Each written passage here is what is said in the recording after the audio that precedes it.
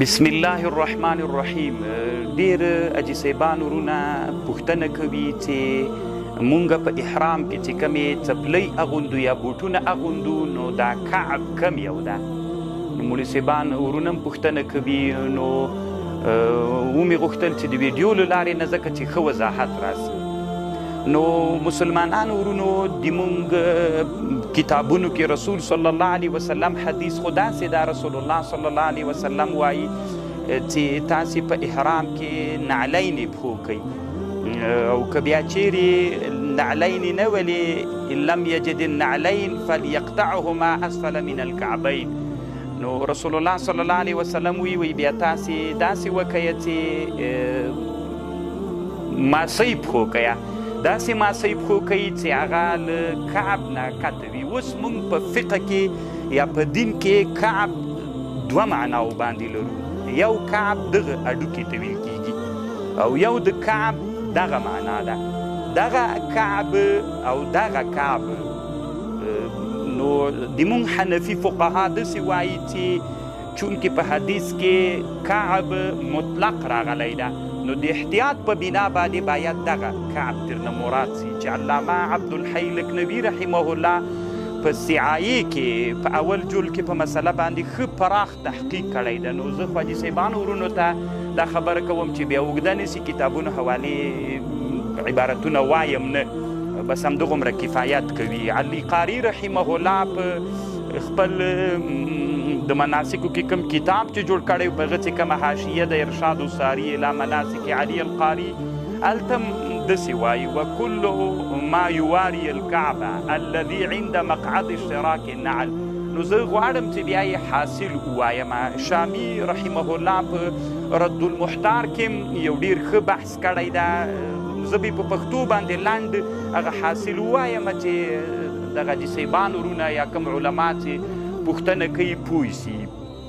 شامي رحمه الله چې وایي چې د در المختار متن ده ان لم یجد النعلین فلیقطعهما اسفل من الکعبین عند مقعد الشراک. هغه زمانه کې دا څپلۍ بند دلته تړل کېده.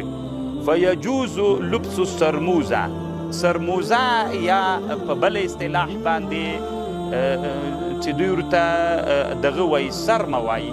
نو سرمه دغه چې په هغه زمانه کې دغه شکل باندې لباسو چې د شامي کم شی ذکر کوي سرمه یا په بل عنوان باندې چې دې ته سرموزه وایي.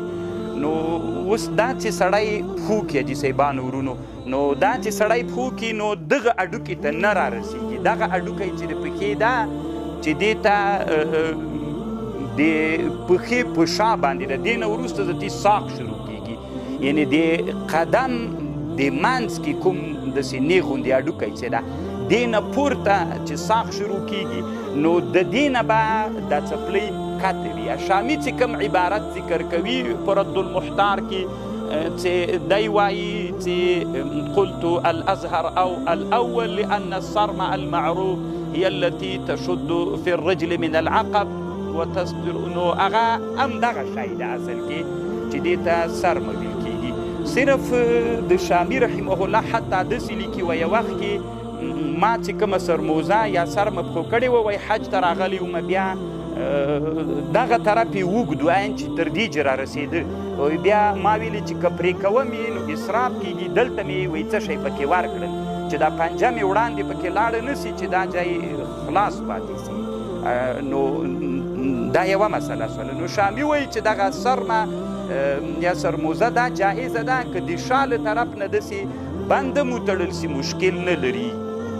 نو اصل معتبر حاجي صاحبانو که څپلۍ پښو کوئ یا که احرام کې هر رقم ده لکه د هر وطن ځان ته لباس وي چې دغه اډوکې نه لاندې وي. او موږ په متأخره زمانه کې یو حنفي عالم تېر سوی چې د حج په اړه یې ډېر ښه کتاب جوړ کړی غنیة الناسک فی بغیة المناسک. په دغه کتاب کې د شامي د یو عبارت وضاحت کړی ده او بیخي نو خبره ښه واضح کېږي.